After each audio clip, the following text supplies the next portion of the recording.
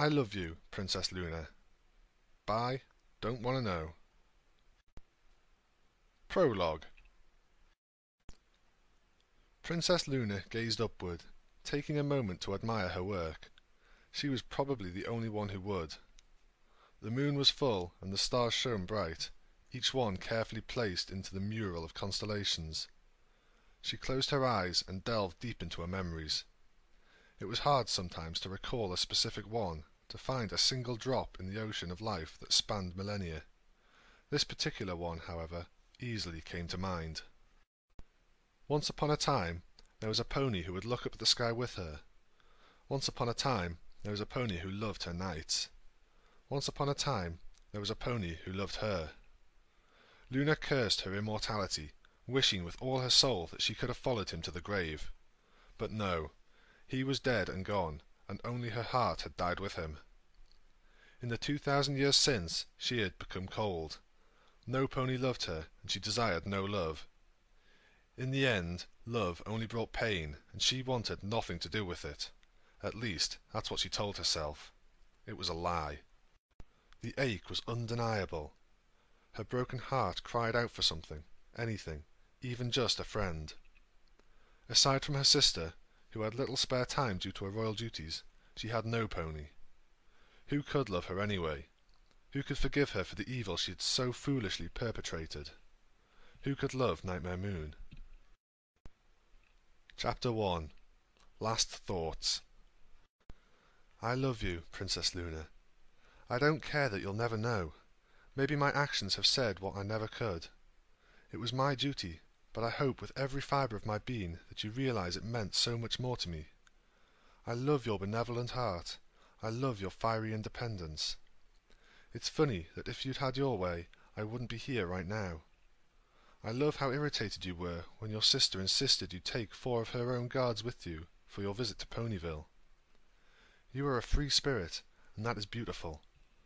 I volunteered because I know they're out there, the ignorant, the malcontented, those who still fear you. I love your sister as well, but only in the sense that she is kind and wise ruler. You are kind and wise too, yet as different from Celestia as night is from day. I had to stifle my laughter when the two of you argued. In the end, you decided not to let pride get the better of you, and that is wise. I am such an ordinary pony, and the fact that you gave one such as I an opportunity to serve you is kind. I wish I could tell you about myself, because your eyes seem to want to know me now. I was a carpenter before I joined the Royal Guard. My armour covers my cutie mark, but it's a hammer and nail, simple as that. Maybe you'll see when they take my mantle off. I built houses, gazebos, tables. I built a credenza once, I think, but I'm not sure, because I don't really know what a credenza is. I wish I'd looked that up. I always thought I'd have time for those little things. My life was simple and unremarkable, and so I was honoured to be deemed worthy of serving the royal family. At first, I was infatuated with Celestia's brilliance and poise, but they told me every guard goes through that phase. Then I began to notice you. So strong, yet so sad. I could see the guilt in your eyes. I can see it now as you smile down at me. Such a sad smile. Please, do not shed a tear for me, my princess. You've shed so many already. I've heard your muted sobs in the dead of night. I've seen your tears fall as you carefully craft a sky that so few will take note of. You are so cold and yet so lovely. Many a time I wished with all my soul that I could go to you, that I could comfort you, but duty binds us to guard your mortal shell, not your heart. I hope that one day you find some pony who will save you. I hope one day you feel the happiness you deserve to feel. In time they will all see you for who you are, and they will all love you.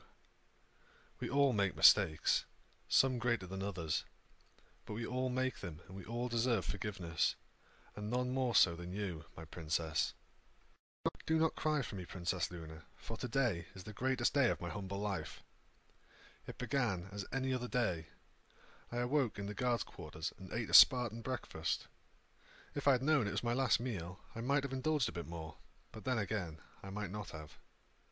I did my best to comb my mane and rub away the bags under my eyes. I did my best to look strong, to be silent, and to bear the facade of the sameness that is the duty of the guard. When I had the chance to accompany you on your royal business, I had to check myself. I have trouble taking my eyes off you, and today I needed to be vigilant. I needed to protect you. Like I said, they are out there, those that will not forgive. They are fools and cowards for the most part. I never counted on seeing a brave one. I never counted on an action so brazen. I never counted on it, but prepared for it nonetheless, and I'm so glad I did. All but one bowed before you, and I knew something was wrong. He stood defiant, his eyes those of a zealot about to do something foolish. Time slowed down as I dove. It was surreal, and yet I've never felt so alive, so filled with purpose. I'd never felt so much pain as when that crackling bolt hit me, that evil spell that was meant for you. My whole world went white hot, and everything was shattered. I think I cried out. I didn't want to. I wanted to maintain my stoicism even in that moment. I wanted to be strong for you, but I cried out like an injured foal. It is one of my few regrets that you will allow the thought of my pain to burden you. I know you will because you are kind, yet I know you will not let it get the better of you because you are wise. I know even now, as my brothers in arms restrain the fool who did this to me, that you will be merciful, because that is your way. I believe in destiny now. I was born to die. Every day of my life was leading up to this one glorious moment in which I was given the privilege of saving you. Maybe they will give me a hero's funeral, but aside from this one thing I have done, there will be little to say. I did not live an extraordinary life, but I do not regret that. As I said, I have few regrets. I do not regret that I never told you how I feel. Your life is complicated enough, and it would have been a disservice to you. I do not regret my death, for I died for the greatest of causes, honour and love. Maybe in the next life, in the next world, we can be together, and I can care for you in all the ways I have wished I could. No, my single greatest regret is that I can only die for you once. I love you, Princess Luna. Goodbye. Chapter 2. Journal. Luna sat upon her bed, baffled and terrified by the events of the day. An assassin? They really did hate her. They really would not forgive. To the public she was still Nightmare Moon, and a pony had died for it. She could not comprehend why he had so willingly sacrificed himself. Who would want to save Equestria's hated princess? Luna spent the rest of the day wallowing in self-hatred. She asked not to be disturbed, but was almost grateful when some pony came knocking at her chambers. Her sister probably wanted to check on her. She slowly rose from her bed and shuffled over to the door. Her head hung low, her body aching with misery. She took a moment to steel herself and look normal before answering. She didn't want Celestia to know how much this ordeal had really gotten to her. It wasn't her big sister, but one of the night guards. He bowed low before speaking. He was a friend of mine, Your Highness. He wanted you to have this. The guard withdrew from his bag a large black book and placed it at Luna's feet. As he bid her good night and rushed away, she could have sworn she saw tears in his eyes. So much pain, and it was all her fault. She closed the door and wandered back to bed, levitating the book in front of her. Why had one of Celestia's guards left her a book? It soon became clear to her that this was no ordinary book. As Luna skimmed through the pages, she realized that it was a journal. She noticed her name cropping up again and again, and it piqued her curiosity. In any case, the poor thing had died for her, so if he wanted her to read it, then she supposed she owed him that. Luna set the diary down on a pillow and opened it to the first page. I can no longer keep my feelings bottled up like this. It is rending my heart, and I must have release. Maybe these pages will give it to me. It was a short and cryptic first entry, and Luna was now intrigued in earnest. She turned the page. Night watch, at the tower, again. Sometimes I think the universe has a sick sense of humour. Then again, sometimes I think fate is trying to tell me something. I hate it when this happens. Not because I do not wish to do my duty, but because of her. Night after night I must watch her despair, knowing I can do nothing to assuage it. I suppose it is fitting that one lonely heart guard another. I wish I could tell her how I feel. But I know deep down I am not worthy. Beautiful Luna, I love you so." At these words, Luna was taken aback. This pony had feelings for her? Was this why he had laid down his life so readily in her defence? She turned to the next entry. "She walked by me today. Now I can't get her off my mind. She was so close I could have reached out and touched her, yet I stood silent. I don't know if I'm doing the right thing or being a fool. I wanted to embrace her. I wanted to hold her. I wanted to tell her how I felt.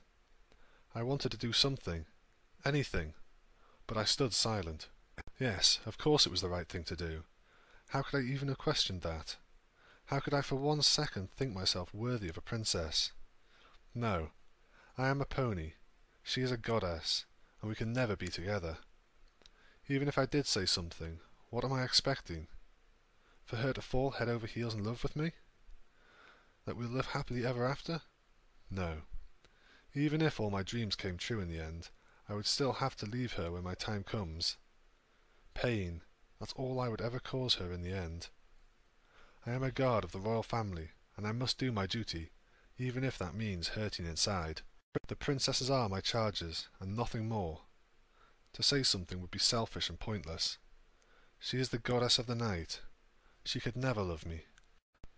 "You don't know that," Luna whispered. She closed the journal and held it against her chest. "You don't know that." When Luna awoke that night, she was still cradling the black buck. Suddenly she realized how late it was and that she had to raise the moon. She brought the journal with her to the watchtower, and after fulfilling her nocturnal obligations somewhat hastily, she began to read again. The next entry was a poem. "Lovely beacon in the night, radiating fractured light, lick my wounds and taste delight, shining you come closer to me. Chase your gleam into the dark, in the distance but a spark. On my heart you've left your mark, shining through the night you lead me. Drawing closer as I long to touch your light, but something's wrong. Your darkling glow is not as strong, dimmer in the dusk before me. Terrified I look away, your gentle touch commands I stay. Once you were as bright as day, flickering so faint before me. Now you hold me close, my dear, swallowing my pain and fear. Together for one moment here, with one last glint you disappear." "So, you were a poet, too?" Luna's eyes were tearing up. It was beautiful. Written below it was a single sentence. "I love you, Princess Luna." And somewhere deep within her, something stirred. Night after night, Princess Luna read the guard's journal, and night after night, the frost which had so long covered her heart began to melt as she sifted through the thoughts of a soul that longed for love. They were so much alike, yet so different, and maybe this difference was why he believed they could never have been together. Through pages of musings, poetry, and art, she came to know this pony. He too had loved and lost. He too had made his mistakes. The journal had begun as a place for his thoughts and feelings, but over the years it evolved into something sad, a tribute to a love he knew he'd never have. His longing for her was ever present, and his words kept her company in the lonely dead of night. She could not help but long for him. One night Luna came upon another poem. It was about her. Chapter 3. The Poem. Beneath the moons and shining stars there stands a mare I love. Her lovely eyes look towards the skies, crafting heavens up above.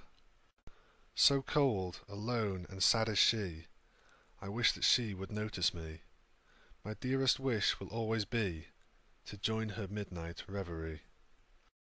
Princess Luna had to look away from the page, for her heart could bear no more. She cursed fate. She had spent so many nights longing for some pony to love, some pony to hold tight and be with. He had been there all along, silent and sombre, pining for her. She hated herself. This was her fault. That spell had been meant for her. She wished with all her heart that she would have been the one to die, not this beautiful soul.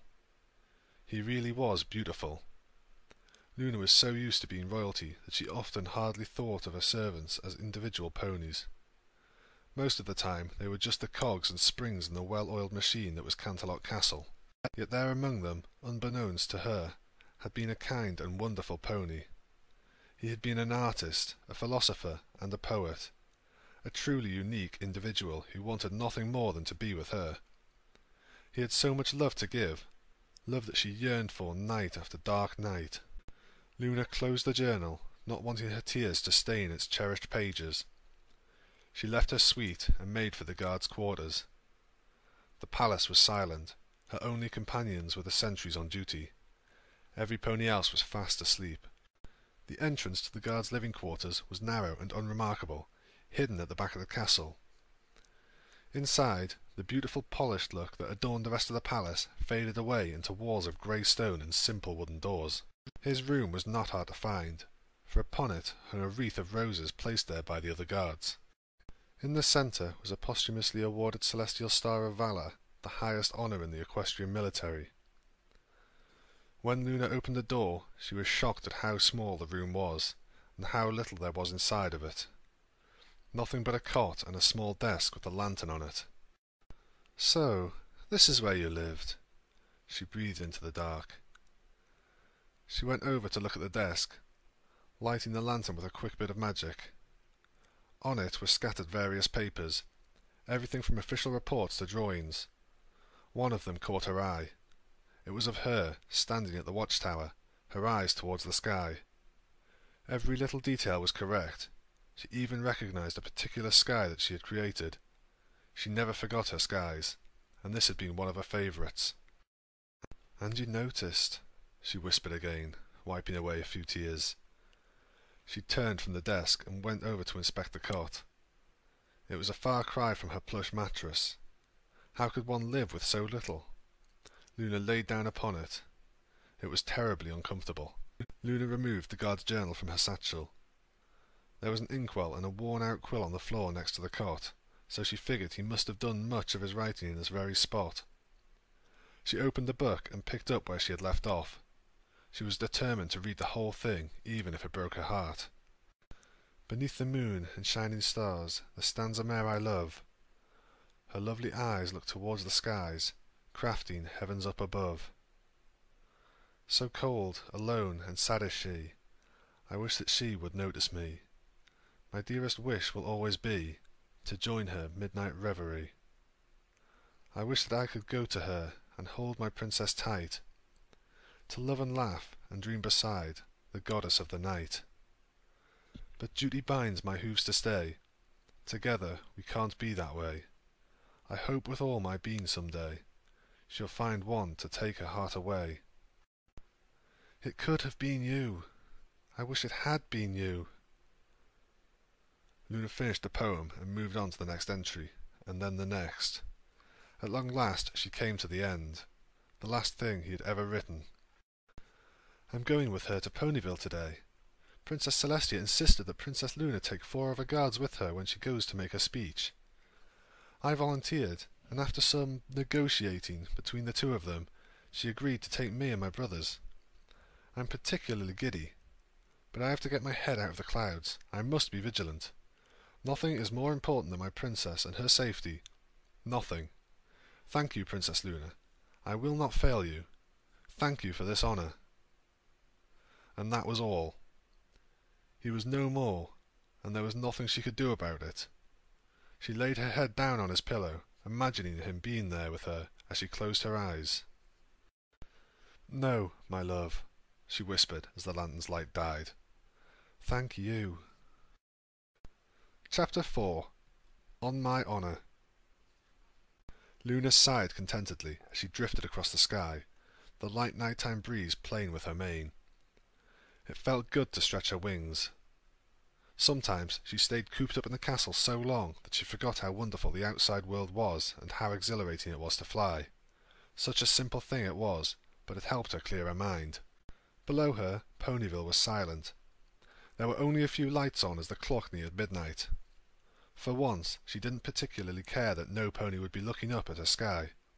She had been preoccupied for the last few days, and it was not her best work. The moon was not particularly bright, nor were the haphazardly placed stars. At last Luna saw the all-too-familiar sight she was looking for. The graveyard was still as death. Though her beloved guard had lived at the castle in Canterlot for most of his career, he had been born and raised in Ponyville. It was therefore fitting that he should be buried there. The princess circled a few times before her searching eyes found the small family plot she was looking for. As she landed gracefully in front of it, she noted how small and unremarkable most of the headstones were. They were simple graves, for simple ponies. All but one. In the centre, atop freshly laid turf, stood a great statue of a royal guard, adorned with numerous bouquets and wreaths of flowers, some so fresh they might have been placed there that day. Here was the final resting place of the one who loved her. Here lies a great hero. May Celestia rest his soul. She supposed it was a fitting engraving. He had been Celestia's guard, not one of her own. Yet he had been loyal to her. She knew that now. Luna wished for what seemed like 1,000th time that he had said something, anything, and yet at the same time she was proud of him. He placed honour and duty above his own desires, something she had once regrettably failed to do. Therein was the thought that had left Luna so crestfallen. This was her fault, her failure. It was her selfishness that had created Nightmare Moon, and it was Nightmare Moon who had turned her subjects against her. If she hadn't made them hate her so vehemently, no pony would still be trying to kill her, and no pony would have needed to sacrifice himself for her. Luna felt tears beginning to well up, but she did not allow herself to cry. He would not have wanted that. She knelt in front of the grave. "I know now why you did it, why you saved me." She felt a bit foolish speaking it to a headstone, but it also felt right in a strange way. "I wanted to tell you that I know you now, and I feel the same way, I truly do. You were a great pony. If only I had been more like you so long ago, maybe things would be different now. I am so grateful, you saved my life, but more than that, you saved my heart. I didn't think any pony could love me, and you proved me wrong. I just wish you could be here to rub it in." She smiled. "I made another visit to Ponyville yesterday," the princess went on, "but nobody tried to kill me this time." She allowed herself a little chuckle. "Tia made me take even more guards. I wish you could have been among them. I made that speech I was supposed to make the day well, you know. It went well. I believe the public is slowly warming up to me, and I don't know if I deserve it. I think it's partly your doing. They all saw you save me, and maybe in doing so you told them that I am something worth saving. I hope that's true. I have a gift for you," Luna continued, tears brimming in her eyes. She opened her satchel and withdrew a bouquet of deep red roses. "I know they're your favourite. You said so in your journal. I read all of it. I hope you don't mind. There are so many things I want to say, but I know not whether you can hear me. Still, I shall say them anyway. You once wrote that you believed me to be kind and wise. You once wrote that you thought I was beautiful. Coming from a pony like you, no greater a compliment could there be. I am not sure if I truly am all of these things, but I shall take your word for it. I shall take your word for it and tell you that you are kind and wise as well. Kind, wise, and beautiful in life and in death. But do not worry, my love, for you live on in my heart, and I shall never forget you. I shall remember you always, and I shall strive to be the Luna you believed me to be. This I swear upon my honour." The dark alicorn closed her eyes for a moment, hoping for a response. A fool's hope. Suddenly the night air grew warm. The breeze picked up, and the princess could have sworn with all her heart that it whispered to her, "Luna." Epilogue. "Where do you think they go, Tia?" Luna asked her sister, as they both looked up at the sky she was carefully crafting. "I don't know, little sister, but no pony ever truly goes away, as long as they are remembered," Princess Celestia responded, putting a wing over Luna and pulling her close. "Wherever he is, do you think he'll see it?" the younger alicorn wondered hopefully. "Luna, Why are there stars? Celestia posed this cryptic question. You mean what Mother used to say? That there's a star for every pony who leaves this world? I'd like to think that's true. He's up there, Luna, and he will see it. Who knows? He may even be part of it. Thanks, Tia. Luna embraced her older sister. There were tears in both of their eyes now. Of course, little sister. Now I must go to bed, and you must finish the sky. With that, Celestia took her leave.